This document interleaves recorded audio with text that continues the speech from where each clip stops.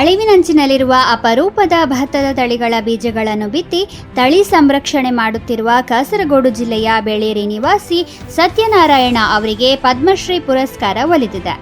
ಇವರು ದೇಶ ವಿದೇಶದ ಸಹಿತ 650ಕ್ಕೂ ಹೆಚ್ಚು ಭತ್ತದ ತಳಿಗಳನ್ನು ಸಂರಕ್ಷಿಸಿದ್ದಾರೆ.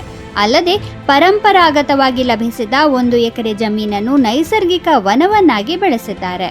ಭತ್ತ ತಳಿಯಲ್ಲದೆ ಅನೇಕ ಮರಗಳನ್ನು ಬೆಳೆಸಿ ಔಷಧೀಯ ಗಿಡಗಳಿಂದ ಕೂಡಿದ ವನ ಸೃಷ್ಟಿಸಿ ವಿವಿಧ ಪಕ್ಷಿಗಳು, ಸಣ್ಣ ಪುಟ್ಟ ಪ್ರಾಣಿಗಳ ಆವಾಸ ತಾಣವನ್ನಾಗಿಸಿದ್ದಾರೆ.